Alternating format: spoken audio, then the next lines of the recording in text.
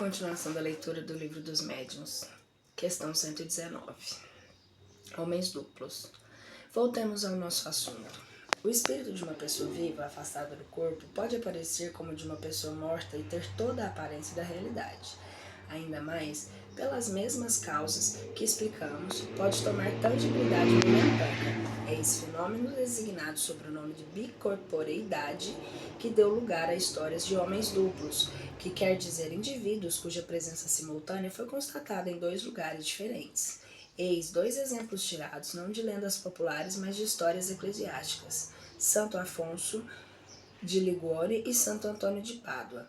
Santo Afonso de Liguori, canonizado antes do tempo exigido por se mostrar simultaneamente em dois lugares diferentes, que se tornou por um milagre. O que se tomou por um milagre. Santo Antônio de Pádua estava na Itália e no tempo em que ali se pregava, seu pai, que estava em Lisboa, ia para Suplício acusado de assassinato. Nesse momento, Santo Antônio apareceu, demonstrou a inocência de seu pai e deu a conhecer o verdadeiro criminoso, que mais tarde sofreu castigo. Foi constatado nesse momento que Santo Antônio tinha deixado a Itália. Não tinha deixado a Itália. Santo Afonso, evocado e interrogado por nós sobre os fatos acima. Eis as respostas que deu. Primeiro, poderia nos dar a explicação desse fenômeno? Sim, quando o homem está completamente desmaterializado por sua virtude, quando elevou sua alma a Deus, pode parecer em dois lugares de uma vez. Eis como o espírito encarnado, sentindo o sono, pode chegar e pedir a Deus que se transporte a um lugar qualquer. Seu espírito ou sua alma, como quiser chamar, abandona então seu corpo seguido de uma parte do perispírito e deixa a matéria de um estado vizinho da morte. Porque resta no corpo um laço que liga o espírito e a alma à matéria, e esse laço não pode ser definido. O corpo aparece, senão no lugar pedido. Creio que é tudo o que desejam saber. Aparece então no lugar pedido. Creio que é tudo o que desejam saber.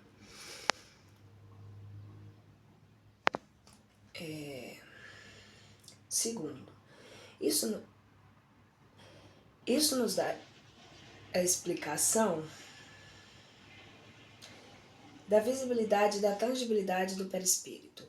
O espírito desligado da matéria, seu grau de elevação pode se tornar tangível.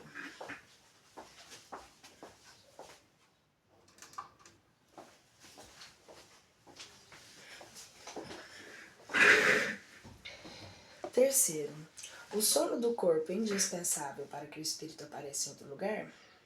A alma pode se dividir quando se sente levada para um lugar diferente de onde se encontra o corpo. Pode acontecer que o corpo não durma, o que é muito raro, mas então o corpo está no estado perfeitamente normal, porém em um estado mais ou menos estático.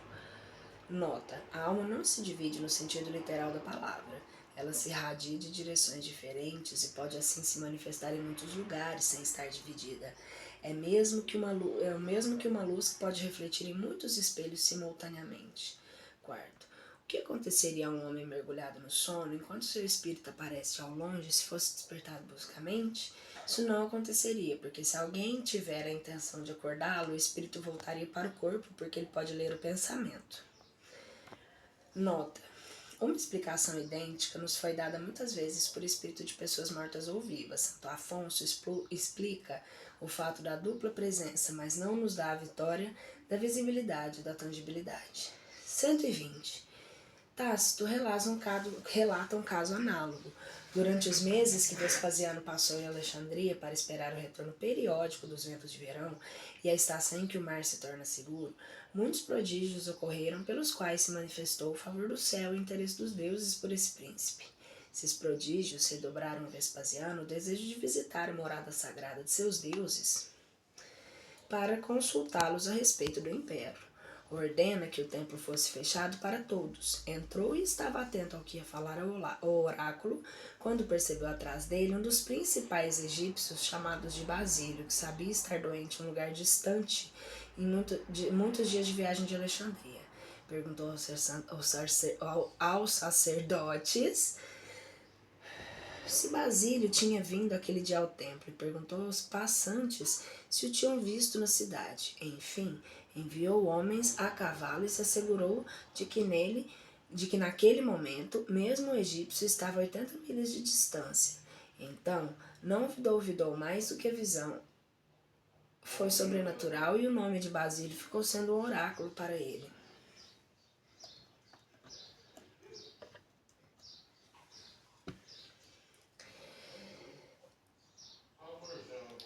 É...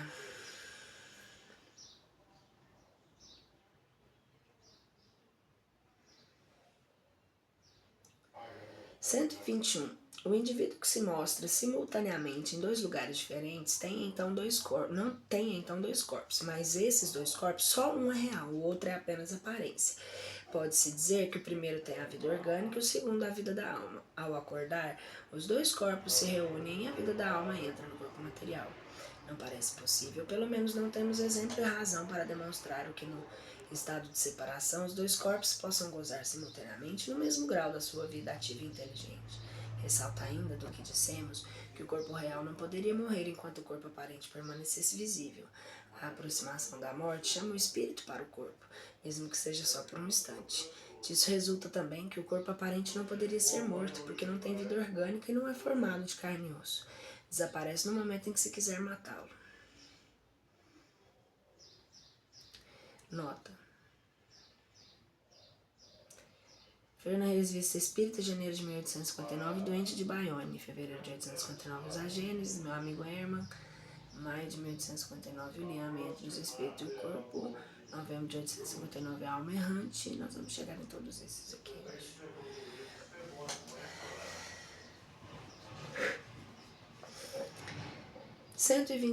Questão. Passemos ao segundo fenômeno da transfiguração. Consiste na mudança de aspecto de um corpo vivo. Eis a respeito de um fato qual podemos garantir a perfeita autenticidade que se passou dos anos 1858 e 1859, nos arredores de Saint-Étienne. Uma jovem de 15 anos gozava da singular faculdade de transfigurar, quer dizer, de tomar em dados momentos toda a aparência de certas pessoas mortas. A ilusão era tão completa que se acreditava ver a pessoa diante de si. Tanto eram semelhantes os traços do rosto, o olhar, o som da voz e até o modo de falar. Esse fenômeno se repetiu dezenas de vezes sem interferência da vontade da jovem. Ela tomou muitas vezes a aparência de seu irmão morto alguns anos antes. Tinha-lhe não só a aparência, mas tal e o volume do corpo. O médico do lugar muitas vezes testemunha desses efeitos bizarros. Querendo se assegurar de que não era vítima de uma ilusão, fez a experiência seguinte. Tivemos o relato dele mesmo, do próprio pai da jovem e de outras testemunhas oculares muito honradas e dignas de fé. O médico teve a ideia de pesar o jovem em seu estado normal, e depois da transfiguração, quando a jovem tinha a aparência de seu irmão mais velho, de 20 e poucos anos, que era bem maior e mais forte. Pois bem, viu-se que nesse estado, o peso era quase o dobro. A experiência foi conclusiva, e era impossível atribuir essa aparência a uma simples ilusão de ótica. Temos a explicar esse fato, que em algum tempo foi chamado de milagre, que nós chamamos simplesmente de fenômeno. 123. A transfiguração, em certos casos, pode ter uma causa de uma simples contração muscular, que pode dar à fisionomia a expressão totalmente diferente, a ponto de tornar a pessoa quase reconhecível. Observamos-la frequentemente em certos sonâmbulos, mas esse caso da transformação é radical. Uma mulher poderá parecer jovem ou velha, bela ou feia, mas será sempre uma mulher e seu peso não diminuirá e nem aumentará. No caso aqui tratado, é evidente que há qualquer coisa a mais. A teoria do perispírito vai nos colocar no caminho certo. Aceita-se, em princípio, que o espírito pode dar ao seu perispírito qualquer aparência que, por uma modificação na disposição molecular, pode lhe dar a visibilidade, a tangibilidade e, por consequência, a opacidade. Que o perispírito de uma pessoa viva, isolado do corpo, pode sofrer as mesmas transformações que essa mudança de estado se opera pela combinação dos fluidos. Imaginemos agora o perispírito de uma pessoa viva, não isolado, mas irradiando em volta ao corpo de maneira a envolvê-la como se fosse um vapor. Nesse mesmo estado, podem sofrer as mesmas modificações como se estivesse separado, se ele perde a sua transferência, mergulhado num nevoeiro. Poderá mesmo mudar de aspecto, tornar-se combinado ao seu próprio fluido com o primeiro.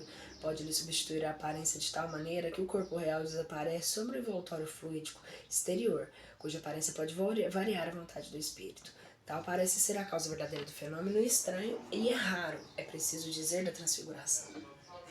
Então não é algo fácil, né? Que eu quero desde aquela época, eu não sei se como que tá agora, precisa estudar. Preciso lembrar. Quanto à diferença de peso, explica-se da mesma maneira.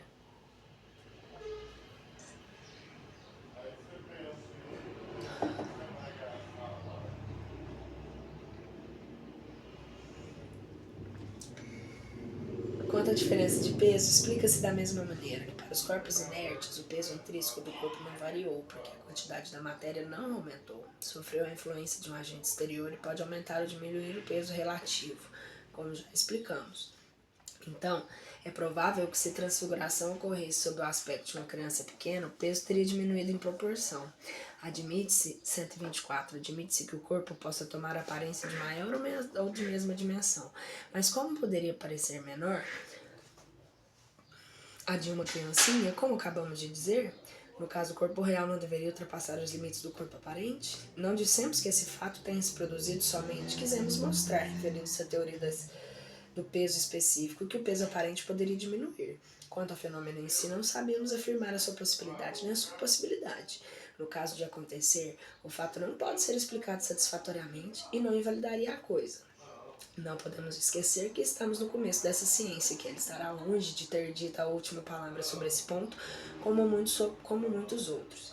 Além disso, as partes excedentes do corpo poderiam ter sido tornadas invisíveis. A teoria do fenômeno da invisibilidade ressalta das explicações anteriores e daquelas que foram dadas com relação aos fenômenos transportes nas questões número 96 e seguintes. 125. Resta-nos falar sobre o singular fenômeno do agêneres, que por mais extraordinário que possa parecer à primeira vista, não é mais sobrenatural que os outros. Mas como explicamos na Revista Espírita, em fevereiro de 1859, cremos inútil reproduzir aqui os detalhes. Diremos apenas que é uma variação da aparição tangível, é o estado de certos espíritos que podem revestir momentaneamente as formas de uma pessoa viva, a ponto de fazer uma ilusão completa. Capítulo 8. Laboratório do mundo invisível. Vestuário dos espíritos, formação espontânea de objetos tangíveis, modificações das propriedades da matéria, ação magnética curadora. 126. Dissemos que os espíritos se apresentam vestidos de túnicas, panos flutuantes ou mesmo com suas roupas comuns. Os panos soltos parecem ser costume geral no mundo dos espíritos. Pergunta-se onde vão pegar as vestimentas e tudo semelhante àquelas que usavam em vida, como todos os acessórios do traje. É certo que não levaram esses objetos com eles, pois ainda estão aqui à nossa vista. De onde provém o que usam no outro mundo? Essa questão sempre nos intrigou. Para muitas pessoas era um assunto de simples curiosidade. Entretanto, confirmava uma questão de princípios de grande importância, porque a sua solução nos colocou no caminho de uma lei geral igualmente encontra aplicação no nosso mundo corporal. Muitos fatos vieram complicar a questão e demonstrar a insuficiência das teorias que tinham sido aventadas. Podia-se, até certo ponto, aceitar a existência do traje, porque se pode considerá-lo como fazendo parte do indivíduo. O mesmo não se dá com objetos e acessórios como a tabaqueira do visitante da dama doente, que falamos no item 116. Notemos aqui que não se trata de um morto, mas de um vivo e que esse senhor, quando veio em pessoa, tinha uma tabaqueira em tudo semelhante. Onde então o seu espírito havia encontrado aquela que trazia quando estava ao pé do leito da doente? Podemos citar um grande número de casos nos quais os espíritos de mortos ou de vivos apareceram com diversos objetos nas bengalas, armas, cachimbos, lanternas e livros. Tivemos, então, o pensamento de que corpos inertes poderiam ter seus análogos etéreos no mundo invisível, que a matéria condensada que forma os objetos poderia ter uma parte que tem essenciada escapando aos nossos sentidos. Essa doutrina não é destituída de verossimilância, mas não podia explicar todos os fatos. Havia, sobretudo, que parecia desafiar todas as intercepções. Até agora tratou das imagens ou aparências. Vimos que o perispírito pode adquirir as propriedades da matéria e se tornar tangível sobre essa tangibilidade apenas momentâneo. O corpo sólido se desvanece como uma sombra. Isso já é um fenômeno extraordinário, mas na maior ainda é a produção da matéria sólida persistente, como provavelmente numerosos fatos numéricos, notadamente aqueles que a escrita direta, que tratemos em detalhes nesse capítulo especial. Entretanto, como esse fenômeno se liga intimamente ao assunto que estamos tratando no momento e que representa uma das suas aplicações mais positivas, anteciparemos a ordem que devia aparecer. 127. A escrita direta, ou pneumatografia, é a que se produz espontaneamente, sem o recurso da mão do médium e nem do lápis. Suficiente tomar uma folha de papel em branco, o que se deve fazer com todas as suas precauções necessárias para assegurar que não se pode ser vítima de uma trapaça, dobrá-la e depositá-la em qualquer parte numa gaveta ou simplesmente sobre um móvel. Se houver condições convenientes, ao fim de um tempo mais ou menos longo, aparecerão sobre o papel caracteres traçados, signos diversos, palavras, frases e até comunicações, o mais frequente com uma substância cinzenta semelhante ao grafite, outras vezes com um lápis vermelho de tinta comum e mesmo tinta de impressão. Eis o fato da sua simplicidade, cuja reprodução, ainda que pouco comum, não é muito rara, porque há pessoas que obtêm com facilidade. Se colocássemos um lápis junto ao papel, poderíamos crer que o espírito se serviu dele para escrever. Mas desde que o papel é deixado inteiramente só, é evidente que a escrita é formada por uma matéria nele depositada. De onde o espírito pega essa matéria? Tal é a questão cuja solução fomos conduzidos pela tabaqueira que nos referimos há pouco. 128. O espírito de São Luís nos deu a solução nas respostas seguintes. Primeiro, citamos um caso de aparição de pessoa viva. Esse espírito tinha uma tabaqueira e tomava pitadas. Experimentava a sensação que se sente em tal ação? Não. Segundo, essa tabaqueira tinha a forma daquela qual se ele servia habitualmente quando estava em sua casa.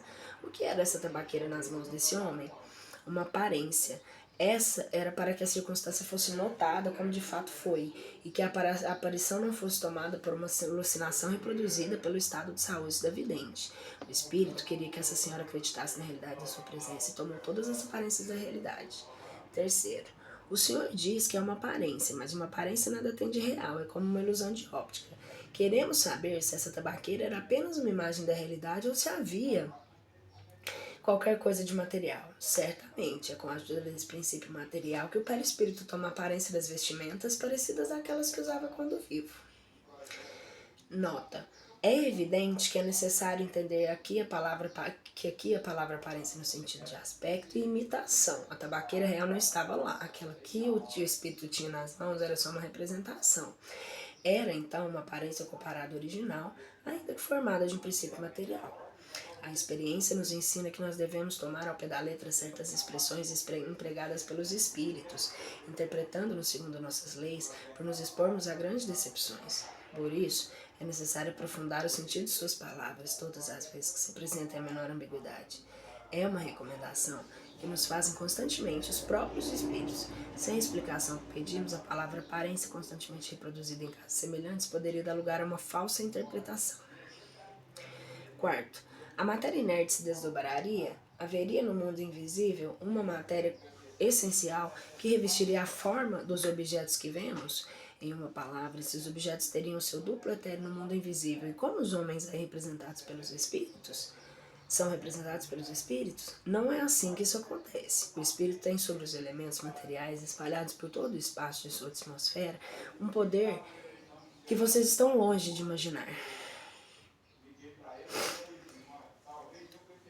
Ele pode, à sua vontade, concentrar elementos e lhes dar a forma aparente própria sobre seus objetos. Nota.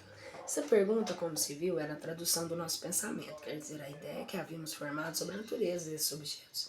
Se as respostas fossem como alguns o pretendem, o reflexo do pensamento, teríamos obtido a confirmação da nossa teoria, em lugar de uma teoria contrária. Quinto, coloco a pergunta novamente de uma maneira categórica, a fim de evitar qualquer equívoco. As vestimentas às quais os espíritos se cobrem são alguma coisa?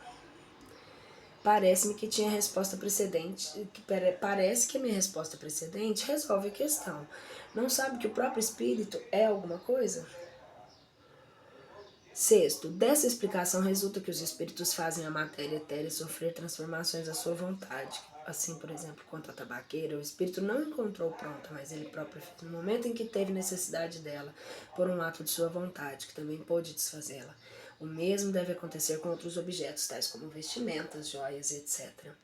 É evidente. Sétimo, a tabaqueira foi visível para aquela senhora a ponto de parecer real. O espírito poderia torná-la tangível? Poderia. Sétimo, e a tabaqueira foi visível para aquela... Oitavo, nesse caso, a senhora poderia, tomá-la nas mãos, crendo ser uma verdadeira tabaqueira? Sim. 9. Se a tivesse aberto, encontraria tabaco? Se ela tomasse, poderia espirrar? Sim.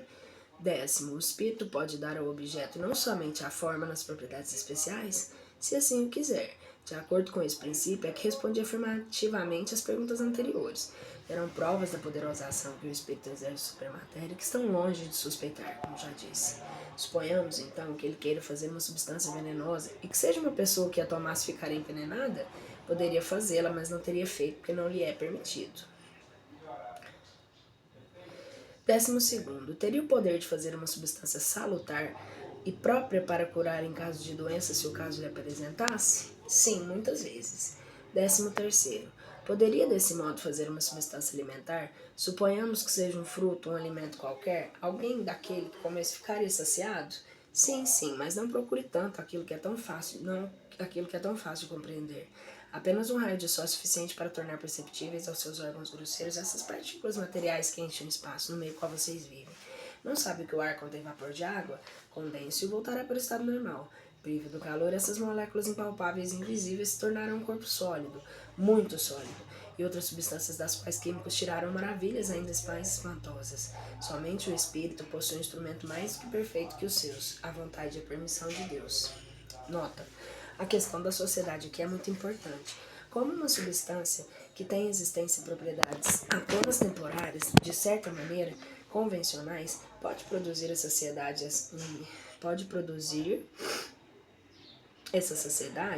essa substância em contato com o estômago produz a sensação de saciedade, mas não saciedade resultante da plenitude. Se uma tal substância pode agir sobre a economia e modificar o estado mórbido, pode também agir sobre o estômago e aí produzir a sensação de saciedade. Todavia, pedimos aos senhores farmacêuticos e donos de restaurantes que não fiquem com ciúmes, não creiam que os espíritos lhe venham fazer concorrência. São casos muito raros e excepcionais e não dependem da única vontade de alguém. Nunca da vontade de alguém. De outra maneira, todos se alimentariam e comeriam com os menores custos. 14. Os objetos tornados tangíveis pela vontade do espírito poderiam ter um caráter de permanência e estabilidade a fim de serem usados? Poderiam, mas isso não se faz, porque é contrário às leis. 15. Todos os espíritos têm, no mesmo grau, o poder de produzir objetos tangíveis? O certo é que quanto mais elevado for o espírito, mais facilmente o obterá, mas isso ainda depende das circunstâncias. Os espíritos inferiores podem ter esse poder. 16. O espírito tem noção de que maneira pode produzir as suas vestimentas ou objetos, o que o torna aparentes? Não. Às vezes, concorre para a sua formação por um ato instintivo que ele próprio não compreende, se não estiver suficientemente esclarecido para isso. 17. Se o espírito pode tirar do elemento universal as matérias para fazer todas essas coisas, dar a essas coisas uma realidade temporária com suas propriedades, pode também daí tirar o que for necessário para escrever, para consequente, isso nos parece a chave de um fenômeno da escrita direta? Enfim, você chegou ao que queria. Nota: era lá o efeito onde queríamos chegar, todas as perguntas preliminares. A resposta prova que o espírito lera o nosso pensamento. 18. Se a matéria a qual o espírito que o espírito se serve não tem persistência, como é que os traços da escrita direta não desaparecem? Não tire conclusões apressadas. Primeiro, não disse nunca. Tratava-se de um objeto material volumoso. Aqui são sinais traçados que é útil conservar, e se conservam.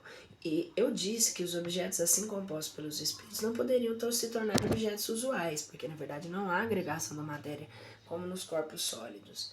129. A teoria pode se resumir assim: o espírito age sobre a matéria, tira a matéria cósmica universal, os elementos necessários para formar a sua vontade, os objetos e a aparência de diversos corpos que existem na Terra. Pode também operar sobre a matéria elementar, por sua vontade, uma transformação íntima que lhe dá propriedades determinadas. Essa faculdade é inerente à natureza do espírito e exerce quase sempre como um ato instintivo. Quando isso é necessário, sem se dar conta disso, os objetos os objetos formados pelo espírito têm existência temporária, subordinada à sua vontade ou à sua necessidade. Pode fazê-los e desfazê-los como quiser.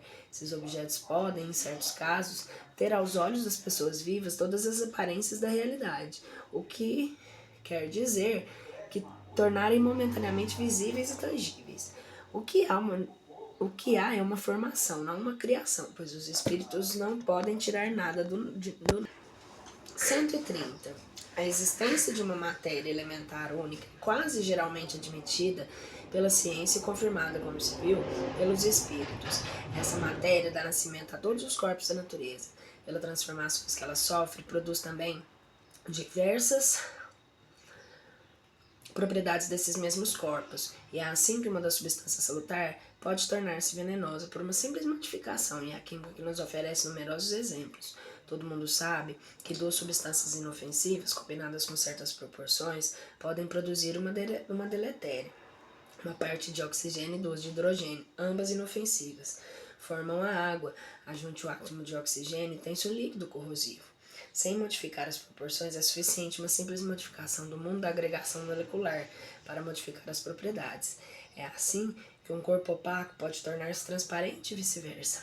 Desde que o espírito tem, por sua vontade, uma ação tão poderosa sobre a matéria elementar, admite-se que possa não somente formar substância, mas ainda modificar as suas propriedades, fazendo aqui um efeito reativo. 131. Essa teoria nos dá a solução de um fato bem conhecido em magnetismo, mas agora inexplicado. É o que dá a modificação das propriedades da água pela vontade. O espírito, agente, é o do magnetizador, a maioria das vezes assistido por um espírito externo. Ele opera a transmutação com a ajuda do fluido magnético, que, como já dissemos, é a substância que mais se aproxima da matéria cósmica universal, do elemento universal. Se o espírito pode cooperar uma modificação das propriedades da água, pode igualmente produzir um fenômeno análogo sobre os fluidos do organismo. Tá aí o efeito curativo da ação magnética convenientemente dirigida. Sabe-se o papel importante que representa a vontade em todos os fenômenos do magnetismo. Mas como explicar a ação material de um agente tão sutil? A vontade não é um ser, uma substância qualquer. Não é mesmo uma propriedade da matéria mais etérea. A vontade é o atributo essencial do espírito, quer dizer, do ser pensante. Com o auxílio dessa alavanca, ela age sobre a matéria elementar e, por uma ação consecutiva, reage sobre os seus componentes, cujas propriedades íntimas podem também ser transformadas. A vontade é o atributo do espírito encarnado, tanto quanto do errante. Daí o poder do magnetizador, poder que sabe estar em razão da força de vontade. O espírito encarnado, podendo agir sobre a matéria elementar, pode igualmente variar-lhe as propriedades dentro de certos limites. É assim que se explica a faculdade de curar pelo contato e imposição das mãos, faculdade que algumas pessoas possuem em grau maior ou menor.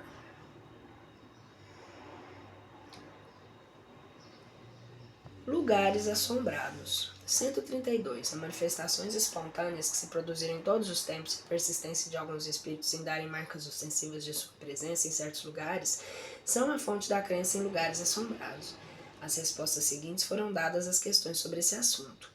Primeiro, os espíritos se apegam somente às pessoas ou também às coisas? Isso depende da sua elevação. Certos espíritos podem se apegar aos objetos terrestres. Os avarentos, por exemplo, que esconderam seus tesouros e que não estão suficientemente desmaterializados, podem vigiá-los e guardá-los. 12. Os espíritos errantes têm lugar de predileção? É ainda o mesmo princípio. Os espíritos já desapegados das coisas da terra preferem lugares onde são amados, são mais atraídos pelas pessoas que pelos objetos materiais. Entretanto, momentaneamente, ter preferência por certos lugares, mas são sempre espíritos inferiores. Terceiro, desde que o apego dos espíritos por um lugar é um sinal de inferioridade, é igualmente uma prova de que são maus? Seguramente que não. O espírito pode ser um pouco desenvolvido sem ser mal por isso.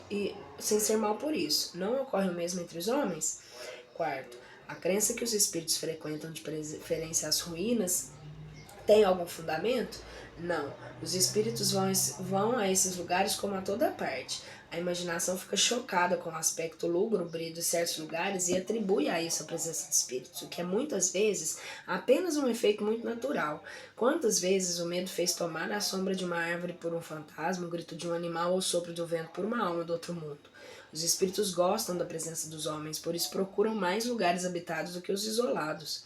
Quarto, há, entretanto, do que já sabemos, a diversidade do caráter dos espíritos, que deve haver misântropos entre eles, que podem proferir a solidão.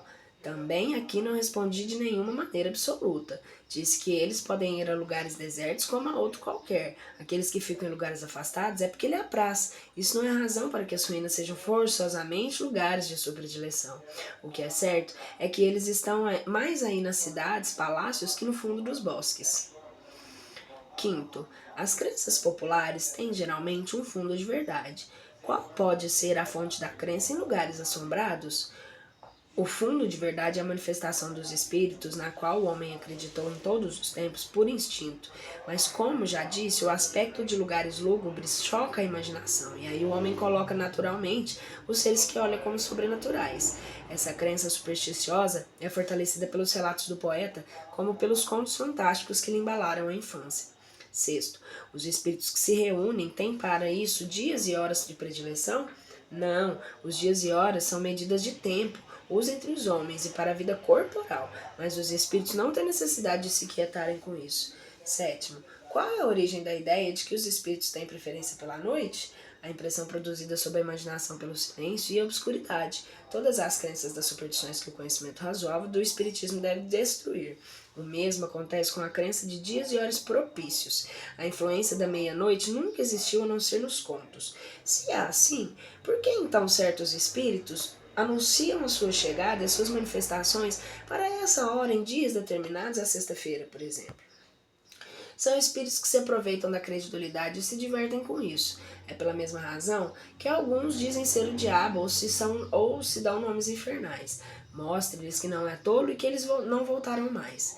Oitavos, os espíritos voltam de preferências aos túmulos onde repousam seus restos mortais? O corpo é apenas uma vestimenta. Não ligam mais para esse envoltório que os fez sofrer do que o prisioneiro para suas correntes. A lembrança das pessoas que lhes são caras é a única coisa da qual tem valor. 8. As preces que se fazem sobre os seus túmulos lhes são agradáveis sobre os que atraem, são agradáveis e os que atraem mais do que as feitas em qualquer outro lugar? A prece é uma evocação que atrai os espíritos, como todos sabem. A prece tanto mais de ação quanto mais fervorosa e mais sincera.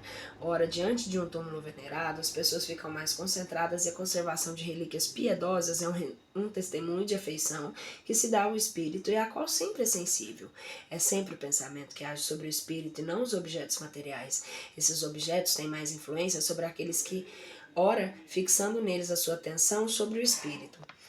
Que sobre o espírito. Nono, depois de duas dessas explicações, as crenças em lugares assombrados não apareceria falsa? Falamos que certos espíritos podem ser atraídos por coisas materiais, podem ser por certos lugares que eles elegeram como domicílio até que cessem as circunstâncias que para aí os levaram. Nono, quais as circunstâncias que podem contribuir para isso? Sua simpatia por pessoas que frequentam esses lugares e o desejo de se comunicar com elas.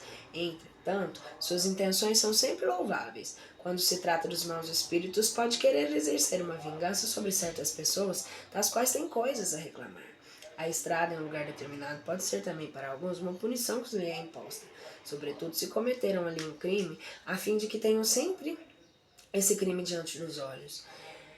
Ver Revista Espírita, fevereiro de 1860, História de um Condenado. Nós vamos ler. 10º.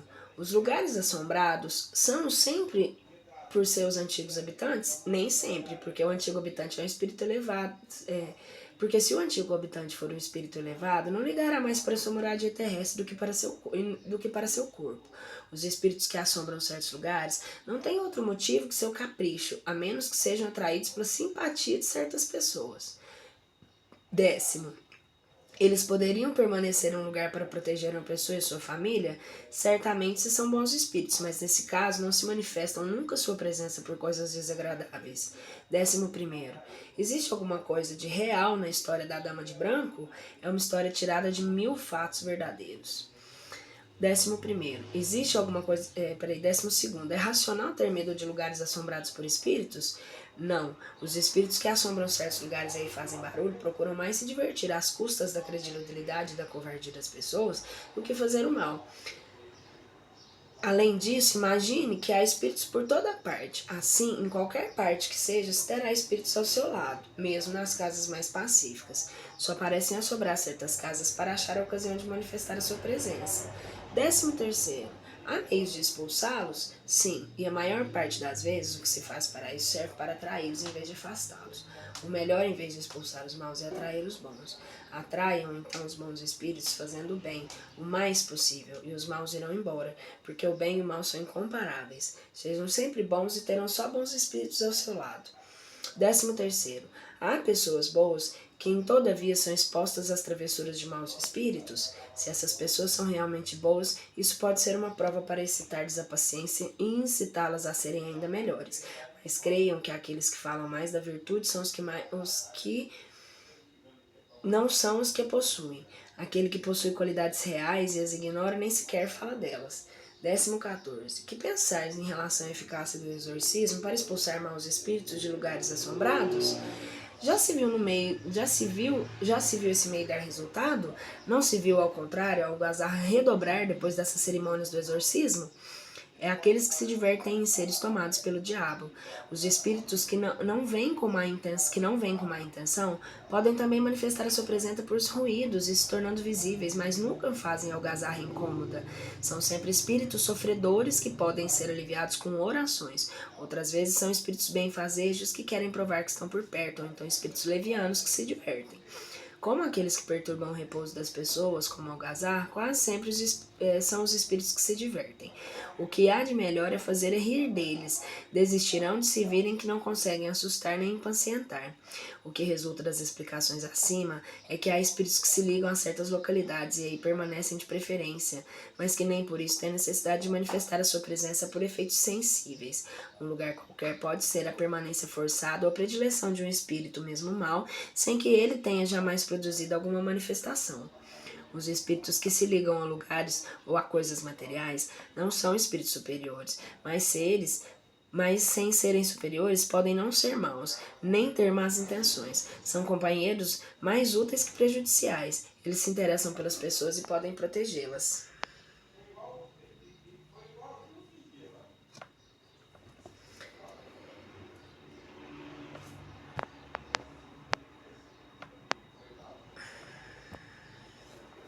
Natureza das comunicações, capítulo 10. Comunicações grosseiras, frívolas, sérias ou instrutivas. 133. Dissemos que todo efeito que revela em sua causa um ato de livre vontade, mesmo que seja insignificante, acusa uma causa inteligente. Assim, um simples movimento de mesa que responda ao nosso pensamento ou um presente de caráter intencional pode ser considerado uma manifestação inteligente. Se o resultado se implantasse a isso, não haveria para nós senão um interesse secundário. No entanto, nos daria a prova de que nesses fenômenos há mais coisas que uma ação puramente material. A utilidade prática que daí sairia para nós seria nula ou pelo menos restrita. É muito diferente quando essa inteligência adquire um desenvolvimento que permite uma troca regular e seguida de pensamentos. Agora, não são mais simples manifestações inteligentes, mas verdadeiras comunicações. Os meios de quem se dispõe hoje permitem obtê-las tão extensas, tão explícitas e tão rápidas como as que mantemos com os homens. Se bem compreendemos, segundo a escala espírita, a variedade infinita que existe entre os espíritos com relação à inteligência e moralidade, entenderemos facilmente a diferença que deve existir em suas comunicações. Elas devem refletir a elevação ou inferioridade das suas ideias, seu saber e a sua ignorância, seus vícios e suas virtudes. Em poucas palavras, não devem se assemelhar mais do que as dos homens, desde o selvagem até o europeu mais esclarecido. Todas as diferenças que apresentam podem ser agrupadas em 4 categorias principais. Segundo suas características mais decisivas, são grosseiras, frívolas, sérias e instrutivas. 134. As comunicações grosseiras são aquelas que se traduzem por expressões que chocam a decência. Elas não podem vir senão de espíritos de baixo nível, ainda contaminados de todas as impurezas da matéria, e não diferem em nada das que poderiam vir de homens viciosos ou grosseiros. Eles repugnam toda a pessoa que tem menor delicadeza de sentimento, porque são, segundo o caráter do espírito, triviais, sujas, obscenas, arrogantes, malévolas e ímpias. 135. As comunicações frívolas emanam dos espíritos levianos, zombeteiros ou maliciosos, mais astuciosos do que maus, que não ligam nenhuma importância ao que dizem. Como nada tem de maldade, agradam certas pessoas que com elas se divertem e encontram prazer nessas entrevistas fúteis, mas nas quais se fala muito para não se dizer nada. Esses espíritos têm saídas mordazes e espirituosas, misturando brincadeiras banais com duras verdades que chocam sempre por sua justeza. Esses espíritos levianos pululam em torno de nós e aproveitam todas as ocasiões de se intrometerem nas comunicações. A verdade é o menor de seus cuidados, porque eles têm um mórbido prazer de mistificar aqueles que têm as suas fraquezas e a presunção de crer nas suas palavras. As pessoas que comprazem nessas espécies de comunicações dão naturalmente acesso aos espíritos levianos e mentirosos. Os espíritos sérios delas se afastam, como os entes de nós mesmos, os homens sérios, se afastam de pessoas irresponsáveis. 136. Há comunicações sérias, as que se tratam de assuntos graves e de maneira séria. Toda comunicação que se exclui frivolidade e grosseria de um objeto útil, mesmo que seja de interesse particular, é por isso mesmo séria e nem por isso está isenta de erros. Os espíritos sérios são todos igualmente esclarecidos. Há muita coisa que ignoram e sobre as quais podem enganar de boa fé. É por isso que os espíritos verdadeiramente superiores recomendam sem cessar submeter todas as comunicações ao controle da razão e da mais severa lógica. É necessário distinguir as comunicações sérias verdadeiras das comunicações sérias falsas, que nem sempre é fácil.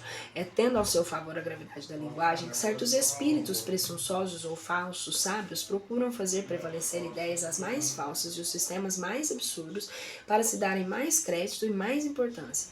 Não têm escrúpulos em se enfeitarem com os nomes mais respeitáveis e mesmo os mais venerados.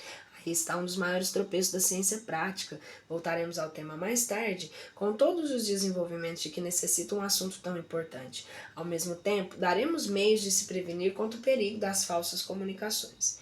137. As comunicações instrutivas são as comunicações sérias que têm como objeto principal um ensinamento qualquer dado pelos espíritos sobre ciências, moral, filosofia, etc. São mais ou menos profundas, segundo o grau de elevação e a desmaterialização do espírito. Para retirar dessas comunicações um fruto real, é fundamental que sejam regulares e seguidas de perseverança. Os espíritos sérios ligam-se àqueles que querem aprender e os ajudam, enquanto deixam para os levianos o cuidado de divertirem aqueles que se veem nessas manifestações apenas uma distração grosseira. É pela frequência e regularidade dessas comunicações que se pode apreciar o valor moral e intelectual dos espíritos com os quais nos relacionamos e o grau de confiança que merecem. Se é necessária experiência para julgar os homens, precisamos mais ainda para julgar os espíritos. Dando essas comunicações a qualificações de instrutivas, nós supomos verdadeiras, porque algo que não fosse verdadeiro não poderia ser instrutivo, mesmo expresso na mais imponente linguagem. Não poderíamos colocar essa categoria certos ensinamentos que têm os espíritos mais presunçosos do que os sábios que o ditam e esperam iludir. Esses espíritos, não podendo suprir o que lhes falta, não seriam capazes por muito tempo de sustentar seus papéis. Mostram logo o seu lado fraco, por pouco que suas comunicações tenham seguimento ou quando se saiba empurrá-las até os seus últimos redutos. 138. Os meios de comunicação são muito variados. Os espíritos agem sobre os nossos órgãos e sobre todos os nossos sentidos. Podem se manifestar à nossa visão nas aparições, ao toque por impressões tangíveis, ocultas ou visíveis ao ouvido, por ruídos, ao olfato por odores, sem causa desconhecida. Esse último modo de manifestação, ainda que muito real, é sem contradita o mais incerto pelas numerosas causas que podem induzir ao erro. Assim, não deteremos aí. O que devemos examinar com cuidado são os diversos meios de obter as comunicações, que dizer uma troca regular seguida de pensamentos. Esses meios são as pancadas, a palavra e a escrita. Desenvolveremos o seu estudo em capítulos especiais.